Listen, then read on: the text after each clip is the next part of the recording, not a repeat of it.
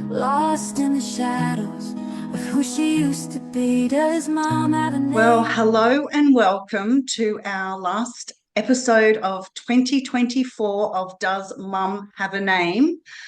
And it's a very special episode for us today because we're going to be talking about the 50th anniversary of Darwin, Cyclone Tracy.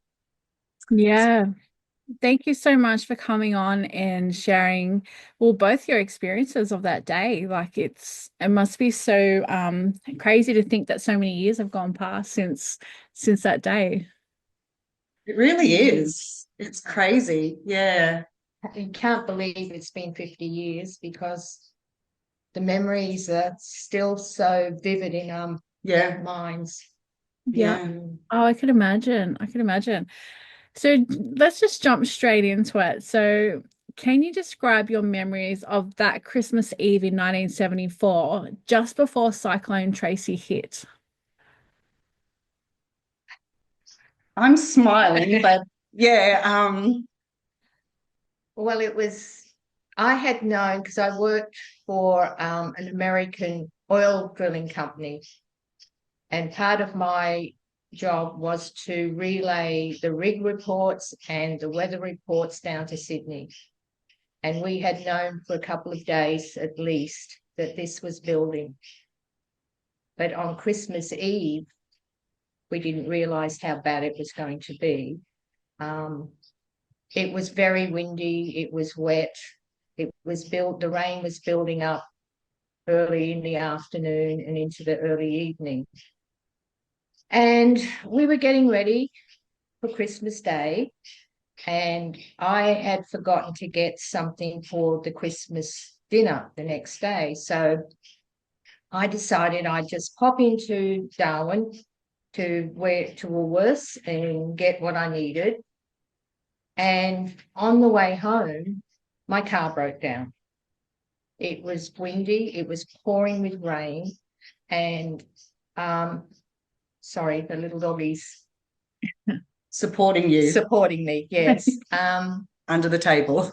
And people don't think about the temperature in the sense of if it gets below 26 degrees up in Darwin, people put on jeans and jumpers. And that's what I had on. But I had to walk about 1.5 kilometers, 2 kilometers. After your car broke down. After my car broke down. And you can imagine I had this jumper on and my jeans, and I was sodden. And my jumper weighed probably 10 times what it normally would. I got home, and my partner of the time and I think a couple of his friends drove out to get my car. And so they brought the car, and instead of parking it behind our units, we were only in a small block of 4, and we were on the ground floor. They brought it to the front, just in front of our sliding front doors, which was fine.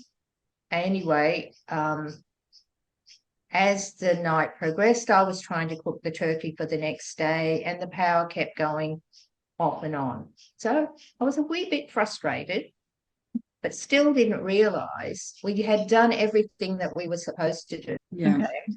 Yeah. So I remember I was 7 at the time, Nicole. I don't have a lot of memories, but the memories I have are vivid.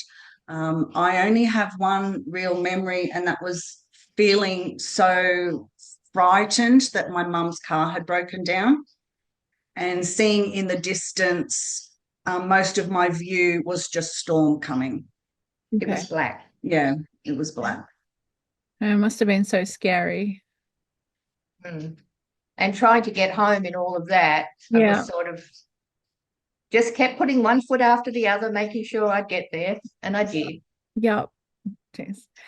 So where Sorry. were you guys exactly when the cyclone hit, and what do you remember most about that moment? Well, it's not like the cyclone hit at any one particular point. It just built Yeah. and just built. And as I said, the power kept going on and off, but it was about midnight when it went off for good. We were told that the best place to be was to stand in the doorway of the bathroom. It was the strongest point, and a lot of people would have done that. And I've heard many stories of how they've had to move because it just didn't live up to what they thought it was going to do to help them. And that was our case. We were standing in the doorway. I had Kerry, who was 2, on my hip, and my partner was standing to the left of me, and Kerry was asleep in my arms. Debbie had got tired, so we had thrown a pillow down under a pedestal wash basin. As my partner said to me, "Quick, get Debbie."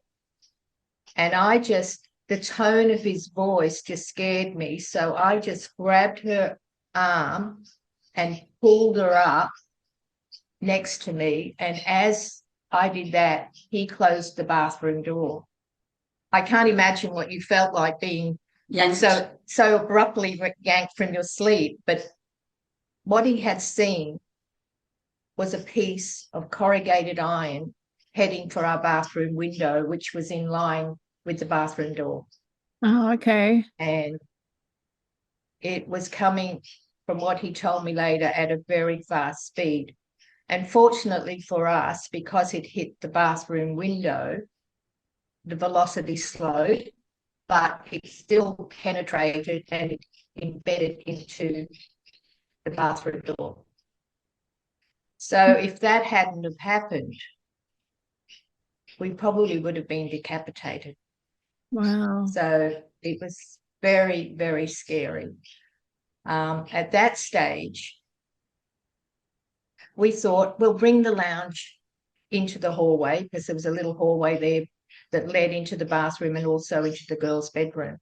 So we pulled in a 3-seater lounge, thinking, and we sat on the floor thinking that if the ceiling collapsed, it would stop it from hitting us.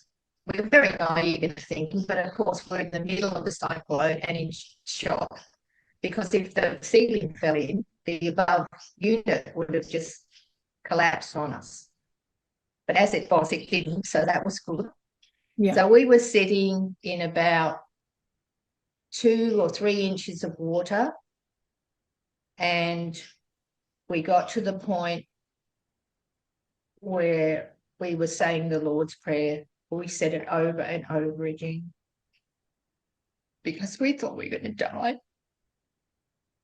Sorry. It's okay, Mum. You're doing well. No, you're doing really well. Thank you. I just can't imagine. I've watched the documentaries and the videos, but to actually be there is just, I just can't imagine, especially getting to that point where you start praying for, for help, and it's just, yeah. Well, all I can say is to the girls, Debbie and Kerry, they were basically calm. They were probably so terrified that they were calm. But they were just there, just holding on to us, and just, we were there just doing what we could, and not that we could do very much, but we were sitting in this water, and not comfortably so, for hours.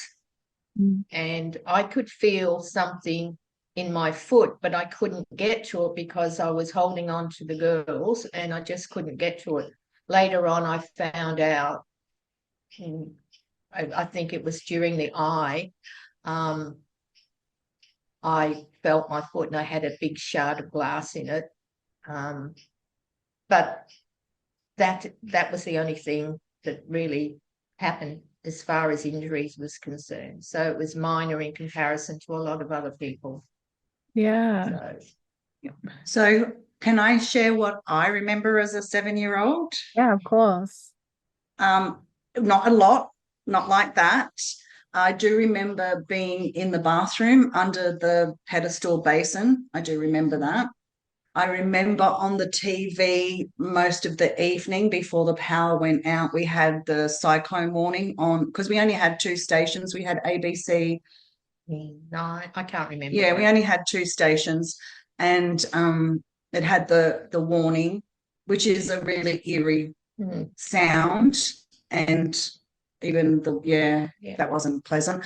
But I just remember being moved from one room to another and listening to the adults. And I know, Mum, we probably were absolutely petrified, but I think knowing that we had adults that looked like they knew what they were doing sort of probably made it a lot easier for us. Yeah, it made it a little bit more calming for you guys. Yeah. Yeah. It And sounds like you did a good job in the middle of chaos and crisis. Like Deb saying that she felt calm around you, even in that. That was our mission, I guess. Yeah. To make sure that we stayed calm enough to instill calmness in the girls, and the fact that we would be okay, even though as adults we didn't know that was going to be the case. Yeah. And yeah. So what And emotions? Yeah. Sorry. Oh, I was just going to I was say, just so what emotions did you feel like sort of through that time, and then towards, I guess, when it was sort of stopping a little bit, like what emotions were going through you then? I think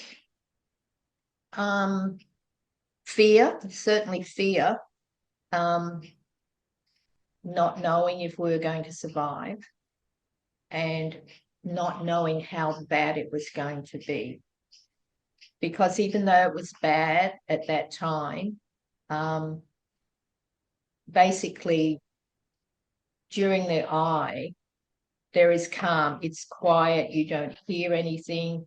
And it's just so still. It's unbelievable, the feeling that you have when you're in the eye of a cyclone.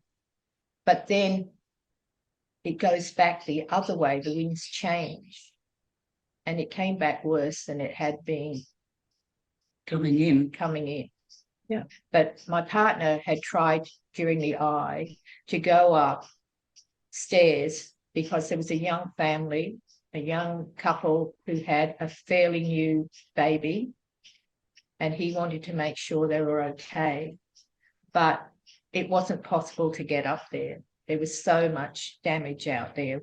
One thing that had happened, a lot of people in Darwin during the wet season, which is from November through to April, especially at Christmas time, will go south. They will go to see their families, or they'll just get away from the humidity. And so a lot of the houses around us, well, there was one behind us that was empty. It was one that was up on stilts. And what you need to do when you're in a cyclone is open one side of the windows or louvers, which there were so many houses with louvers in Darwin, as the cyclone's coming in. But after the eye, you need to close those ones up and go to the other side of the building and open those. If you don't do that, a vacuum will build. And that's exactly what happened to the house behind us. And the solar system, which was nothing like what they are now, big, huge and clunky, actually exploded and flew off the roof and landed at our back door. Wow. And the house had been damaged so severely because of that vacuum. And it was like we could hear this scraping sound. The wind was, it was just tremendous. It was howling so much. But we could hear this scraping, and what we found out, it was the overhead fans that had been blown and distorted, and they were scraping against the ceiling. And that's one thing that sticks in my mind, is that sound. And it's understandable. Yeah. But I don't know what other feelings you had, because you were just trying to stay alive, Yeah. trying to do what you could do to try and protect yourselves. I think for me, that was the scariest part. And I know that sounds ridiculous, but the eeriness of the silence and knowing about cyclones, you knew it was still, we were only in the centre, so there was still the other half to come through. Yeah. And it wasn't a huge cyclone as far as size was concerned, but it was so intense. So intense. It flattened Darwin. So that's how intense it was. And it broke the wind gauge at the airport at 217 miles per hour. And they are estimating that it was somewhere between 250 and 280 miles per hour. So it was ferocious. Wow. Absolutely ferocious. And we were living in a suburb called Moyle, which was in northern suburbs, fairly new areas, and that the cyclone hit the northern suburbs the worst. Yeah, so much so that over 80% of the houses were damaged. Wow. So how did surviving Cyclone Tracy change your perspective on life and family after going through that? I think one of the things was for me was that possessions don't matter, because we lost everything. When we were evacuated, we had the clothes we stood up in, and I had a garbage bag full of, bits and pieces, mainly clothes for the kids, but not much that we could get out of our unit afterwards. Yeah. Because we had moved on the Christmas morning when we got out. We just couldn't believe where people were crawling out of. There was just so much damage, and they were just crawling out from under so much debris. It was amazing that so many people survived. Exactly. I mean, we have heard in our time in that street there was a couple of casualties. Yeah. And I think there was a gentleman that had passed away from some debris. Yeah. Because my partner went out once the wind started to die down. And, bear in mind, that wind didn't stop for a long time. It got less and less, but around 6 o'clock in the morning, something like that, he went out to see if he could help anybody. And he finally was able to go upstairs and find this young couple with the baby. Excuse me.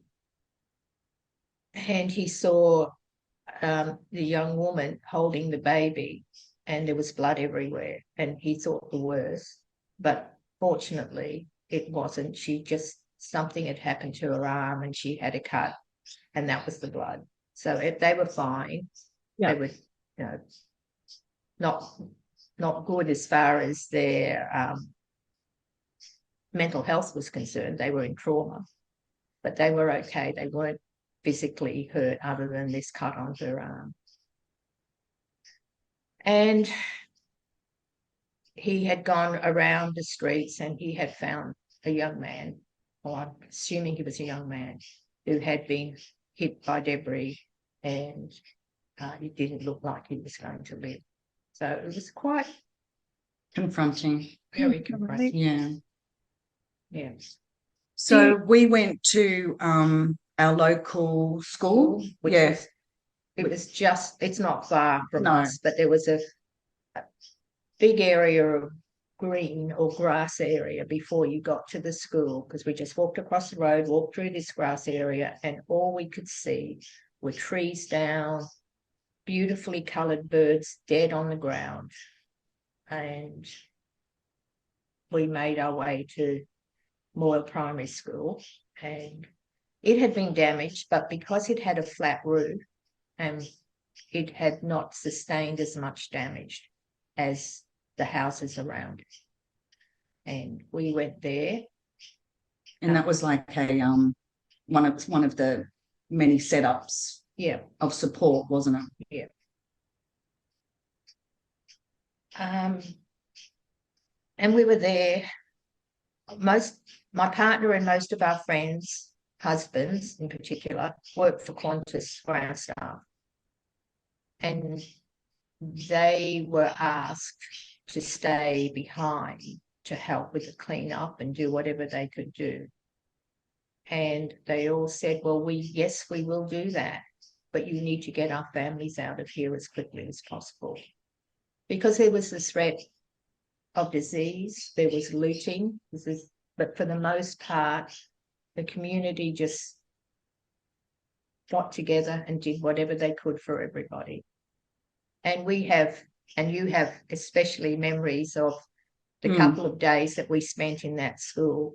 I mean, we had been given pillows to sleep on. Yeah, I remember getting a pillow, and that's one memory I have. Imagine that's the memory. I remember getting a pillow, you know. And then they did dig a latrine because there was no power, there was no water, there was none of those things you take for granted, because the communication was knocked out, and it's not like it is today. It was a long time before the rest of Australia knew about it. Yeah. And yeah, it was pretty isolating. And in those few days, or in those hours after, I think it might have been within that first day that we were people were able to communicate. Yeah. But the reality was so isolating. You know how in such a trauma that time feels like forever. Yeah. Yes, and they dug the latrine. It wasn't very nice, and they put a big timber Hole across it. So Mum would put us up. I know it doesn't sound great, but that was my memory as well. Don't let me go. And then they went around to houses and homes around the place to get whatever tin food they could, and they just cooked it up in a big vat type thing. And I didn't eat any of that. I just couldn't bring myself to eat it. But they were trying to give sustenance to people and do what they could. And there were lots of other places like that around Darwin, and the Salvation Army. They were just amazing. But we ended up being flown out on a Qantas plane on the day after Boxing Day down to Sydney. We were packed like sardines. Sorry, the memories just keep flooding back. They fed us all. I don't know how many people were on that flight, but in the 3 seats that we sat in, there were three women and about 4 kids. Okay. And that's how they just wanted to get as many people out as quickly as possible. But they fed every one of us. And they were just so lovely. It sounds like they did the best job that they could in that situation. Yeah, they did.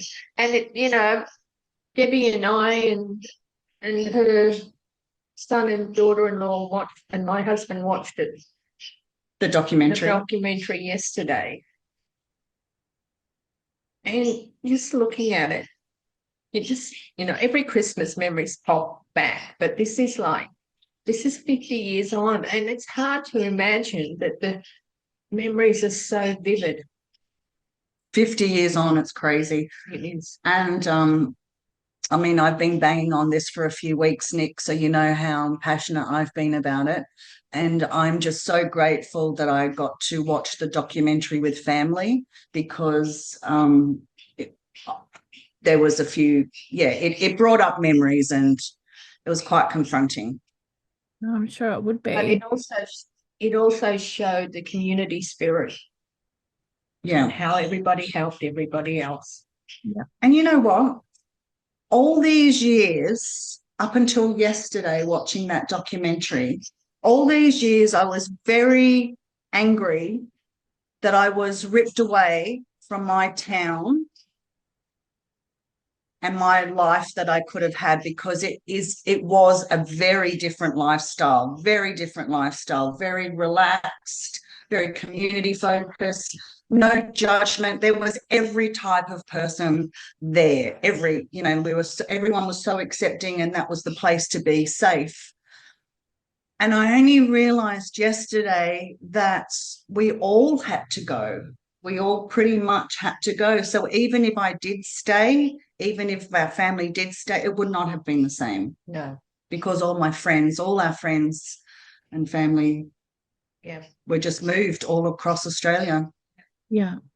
And that morning, that Christmas morning, on Boxing Day, I was supposed to go to work for a little while to transmit these reports. And I looked around and I thought, there's no way I can get to work, thinking that it was only our suburb that had been hit so badly, not realising that the whole town had gone. And where we lived, because of the houses and buildings around us, we couldn't see the ocean from where we lived. But after Cyclone Tracy, we certainly could. Wow. Just, That's it was a crazy thought, isn't it? Just to think that it just flattened so much that you could see out to the ocean. Wow. It's crazy to even, I can't even imagine what it was like. And even watching it, it's still, it's still hard for me to imagine like being in that, especially having your family and trying to protect everybody. And, and I've heard Deb talk about being, taken away from there and, having to start a new life. And it's just, yeah. Do you think that it strengthened your bond as a family to go through something like that? Like, even though the girls were little, I guess growing up, still talking about that experience. I think so, because not long afterwards, I ended up being a single parent again, and I think it did build up, because we had gone through something together that other people wouldn't understand. Unless you've gone through it, you don't know what it's like. And, looking at that documentary yesterday, I thought that it showed people just what really happened up there, because people can say, oh, it's flat in Darwin and whatever, and you build up an idea in your own mind as to what that would look like. And from what some of the journalists said, and there's some people up there now, like Richard Creswick, he arrived in Darwin in 1972, and he's been there ever since. He's an ex-journalist, and he was taking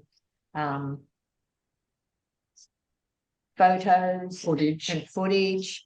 And was he a cameraman or a journalist? He was a journalist. Okay. Richard Creswick was, and he is sort of mainstream on the Cyclone Tracy survivors Facebook page. So Mum is very linked into the survivor pages on Facebook. Because there's a lot of people, I think, it didn't ruin Christmas for me. In fact, it probably made it more special because we survived. Yeah. But it didn't have that same effect on everyone. Yeah. There's people out there who just don't want to know about Christmas because of it. And there's people out there that have, in recent years, been diagnosed with PTSD, and they've lived with it for all this time. And because it's not like today, we were basically told, just go south, get on with your lives. Well, you didn't have any mental health support like you would have today. After a natural disaster. Because they've learned from that people need that sort of help. Right at the beginning. Yeah. right from the start. Yeah. Yeah. But if anything, I like Christmas. Not so much this year, but most years I do. Yeah. Yeah. So what challenges did you guys face in the weeks and months following the cyclone? I guess relocating to a new place to live was one of them. And then how did that look like for you guys for the next, say, 12 months? Well, initially, we were airlifted down to Sydney, as I mentioned, and we were housed along with a lot of our friends because the husbands all stayed up in Darwin, and their small children, because they all had small children at that stage, at the Endeavour Hostel at Coogee. And the Salvation Army and the Red Cross, they were just magnanimous. They just helped us so much. And they arranged things for the kids to do to try to bring back a semblance of orders. Like we went to the Opera House to see a Beatrix Potter film. They took us to, I think it's Channel 10, to see Humphrey v. Bear. And they did all of these things. Plus, there were clothes and there were bits. But they were trying to normalise. They were trying to normalise and bring some joy as well. Yeah. We were only there for a short time, and then we went to Brisbane because that's where my family was, and we stayed with my father for a little while. But then we ended up back in Sydney and establishing ourselves back there. And, you know, the girls, for their most part, that Sydney's their home. Yeah. Even though I don't think Kerry would have many memories of Darwin because she was only 2. But the girls, they had nightmares for a long time afterwards. And that was more the noise, I think, and the sounds. In the museum in Darwin, they've got, can't think what they call it now, but it's like a little booth and it's black. And all you can hear are the sounds that one of the local ministers recorded during the cyclone. And it is so eerie. We can't listen to it. I went in there and I had to come out. Yeah, I can't listen to it. And I don't know if you noticed, or you probably would have, but what they were showing on the documentary, or what you could hear at times, was that live footage. It's the real footage of the sounds. It's just. But in saying all that, we're quite excited about the 50th anniversary.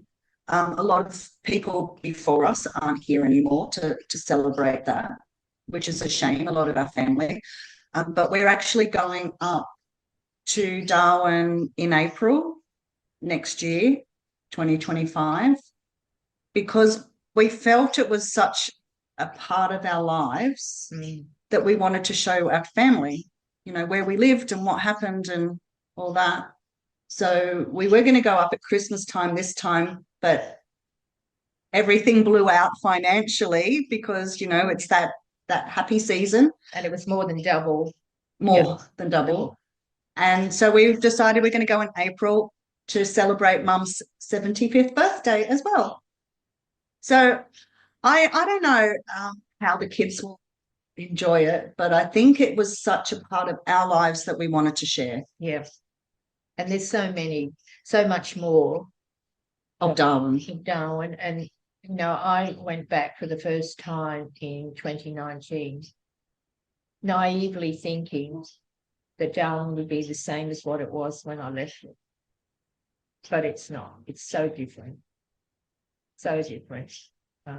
More touristy. It's quite a metropolis. It's quite cosmopolitan. And I mean, it always had that. There were always a lot of Chinese people in Darwin because we're so close. Well, that and the gold rushes and whatever, and a lot of Greek people. They were the backbone of Darwin in the early days. And some of them are still, families that is, are still there because they had the businesses up there. But it was just, where I went, I naively thought I'd find the places that we lived in, and I did find one, and I found a couple of others, but they had changed because the houses had been blown away, so they were being rebuilt differently. So it was hard to realise where you were in some places. Yeah.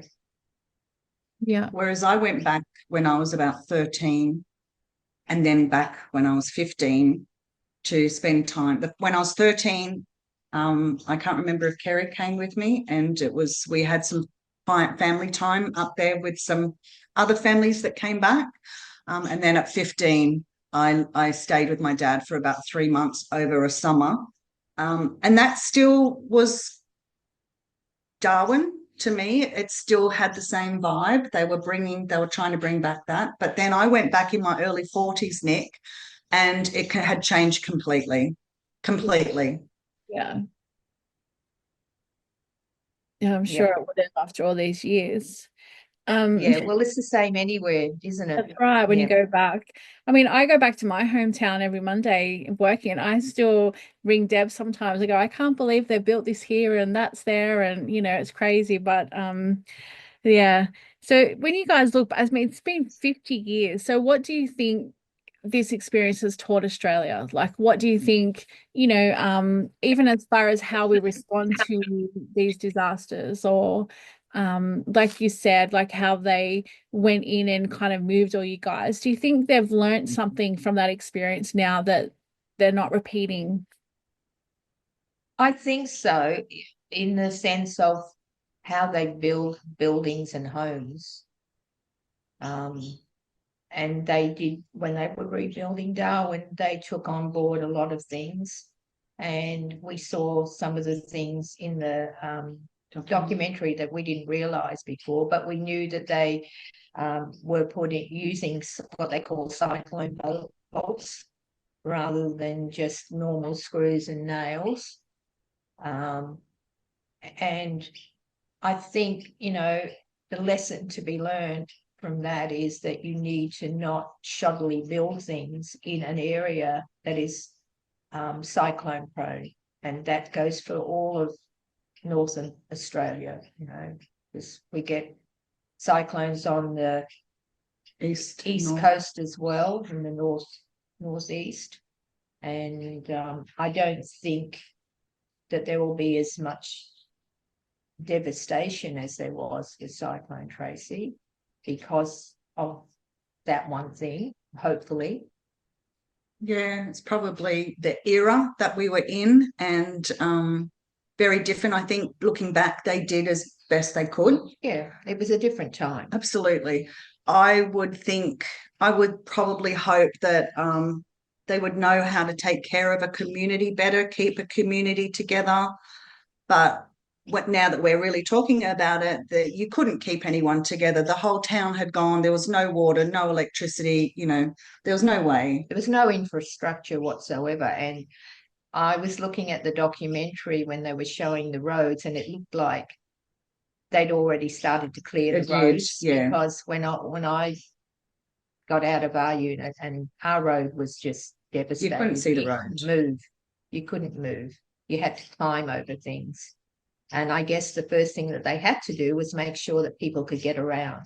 So you could clear the roads. Yeah. Yeah. Because that day, I went searching for my mother, and it was very difficult to get to where she was because of the situation with the road.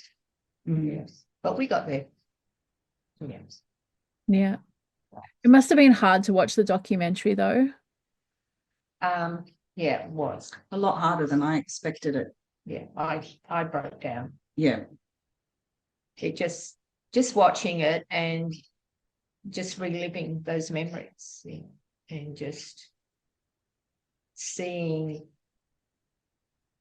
it again. I mean, I've seen photos, and I have photos of the devastation, but I think they did well with that documentary.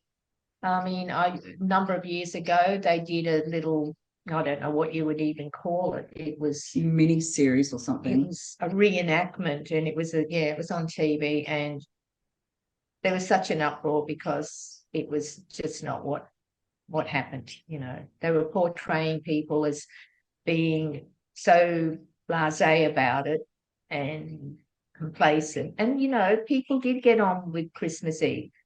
There's no two ways about it. But the majority of people prepared for it because they knew that they were going to be hit by a cyclone at that stage. They just knew it, but they just didn't know how bad it was going to be.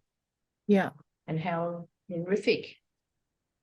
And Australians are still doing it, aren't they? We're watching the floods and the fires, and Yes. Yes, still staying exactly. back. They're protecting their houses. We're still doing it. 50 years later, we're still staying and going through it.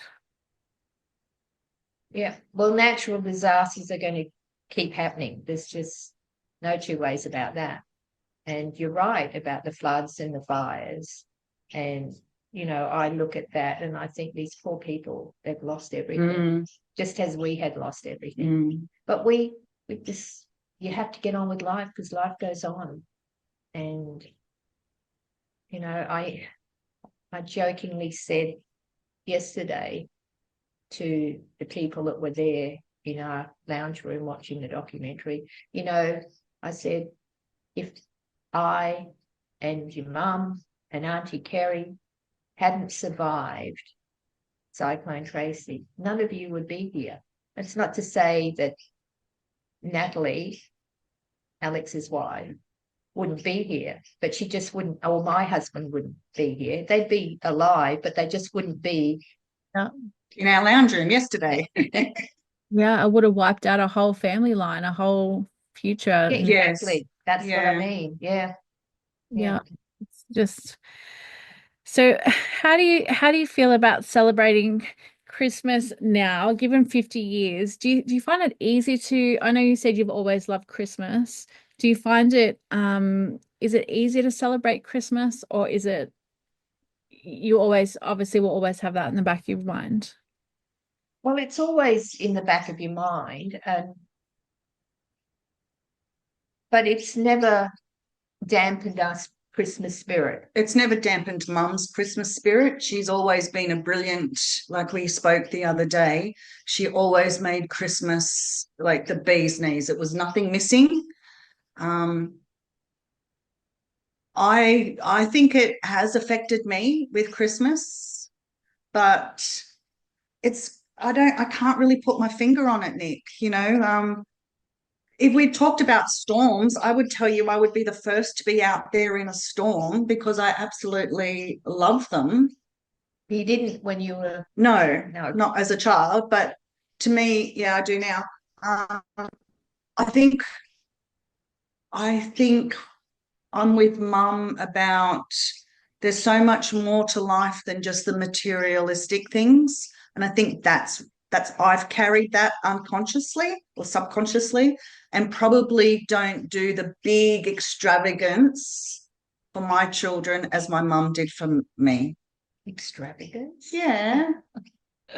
Unless it's just because she's an Aries and she's like got her tick box going on. Well, I do have a tick box going. Yeah. Okay, so the last question I have is, what message would you share with others about resilience and the power of family during difficult times for those that are going through, I guess, their own traumatic events? Keep the faith. Yeah. That's all I can say is keep the faith and enjoy the moment. Yeah. Well, I still think now, Nick, like we had the floods in Lismore, what, 2 or 3 years ago now? And I still remember my friends who were living up on a hill, so they were safe, but they were the first in there with a boat to get people off roofs. That's what stands out for me is that community, Yeah, you know, in a natural disaster. Yeah. The community comes together so magnificently. You're always going to have the odd ones that will think of themselves and do whatever it is, like looting and whatever. Yeah. But for the most part, the community comes together to help everybody. And I think that's a very Australian thing. Mm. And I think I got that from my time in Darwin, you know, because we were very community focused Yeah. Well, you've got to understand it wasn't a big town. It was a town. It wasn't big in the sense of other cities and towns. It was and unfortunately, it was coming into its own. When we first moved up there in '69, it was a man's town that was transitioning into a family town, because most of the people that worked up there worked for the government, or they worked in jobs that they commuted back and forth. Like the fly in, fly out. Yeah. And it was just changing. When we first went to Darwin, there was no television. There was one set of traffic lights. And when KFC came a few years later, it was a big deal. And Woolworths. Was it Woolworths? And Woolworths. Or was it Kmart? I can't remember. Kmart came a bit later. But these were big events in a small town. Imagine. Yeah. That's good. Well, I just, want to say thank you for both of you for sharing your story, because I know it's not easy, it's especially you guys watched the documentary yesterday, so that obviously, would bring up emotions and I guess to be able to talk about it. And I think Deb will put a link down to where other people can go watch the documentary as well. And Yeah, I would like, I think that would be good, because Yeah. as you said earlier, even watching it, you can't imagine what people went through, but it gives you a bit more understanding, I think, or you can see things that you're not just imagining in your own mind, that's what, does that make sense? Yeah. And especially if there's people out there that have gone through that. And like you said, there are Facebook groups and there are support structures out there that they can join and meet other people. So we'll definitely put that on there as well, so people can have a point of reference to go to if they want to get connected with other people, and especially yourself. And Deb, you're always offering support for people, if they want to reach out to you as well. Yeah. I actually met someone through Facebook that lives on the Central Coast this past 12 months. Yeah. Earlier this year. See, and that was good because we shared our stories, and when I listen to other people's stories or read them on that group, or even in that documentary yesterday, some people went through so much more than we did. Losing loved ones, it was tragic. Well, you can understand why some people don't want to talk about it. Some people, like you can understand that. And then, you have people that want to share their experiences, and, and there's somewhere in the middle where people can reach out, and hopefully if like you meet somebody randomly, on the same sort of town. And I think that's amazing that you've connected with someone. Yeah. Well, I don't know what possessed me a few months ago. I just put something up on the Facebook group and said, is there anybody on the coast or in the Hunter Valley that has been through Cyclone Tracy? And I got about 4 different people. One of them that was currently house sitting in Sydney at the time. But it's amazing that you can make contact with these people. And you can share your stories, and about the places they're talking about. Yeah. And it just makes a bit of a difference. I think it's valuable to share stories, and I think that's part of the healing journey for anyone, to share when they're brave enough to share their story. And I want to thank you, Nick, for putting up with me over the last few weeks saying, we've got to talk about Darwin, so thank you. And letting us share our story with everyone. One thing that I didn't mention, when I went up to Darwin in 2019, Oh, yeah. I met a woman that had been in Sydney visiting her parents or family down there and showing her, I guess she was just under 1 year old, latest child. And she worked for the ABC. And we got talking, and I was telling her about what we had gone through. And she sent me a text and said, look, these are places you should go and see while you're up here. And we were going to meet up again, but she got sick with the flu. And I had on my list a lot of the places she mentioned, but there were some new places. Anyway, a few months later, she got in touch with me and she said, I'm back at work now. She worked for the ABC radio. And she said, I have got a new job and I would like my first story to be about your experience through Cyclone Tracy. And I said to her, my story is just one of so many thousands. Why mine? She said, no, I want to do your story. So she arranged with the ABC radio in Gosford to link up, and we did that. And I think it was a bit of a cathartic moment, because I was able to share. And when we'd been up in Darwin, on the first day, I'd had a bit of a breakdown listening to commentary on the hop on, hop off bus about Cyclone Tracy. Mm. And that was good that it was the first day, because then I could get on with the rest of the week without having, Those emotions. Yeah. So, and it was amazing. And they played it a couple of times, and even the ABC radio down here played snippets of it for a little while. Yeah. And they said, the same thing, sharing stories is a good thing for everybody concerned. Yeah. Everyone's got a story. Yeah. Absolutely. And if there's any other, people out there that want to come on and share their story as well, Deb and I would love to talk to you and hear your story as well. Because I'm sure there are a lot of people that have gone 50 years and haven't told their story. Absolutely. Yeah, exactly.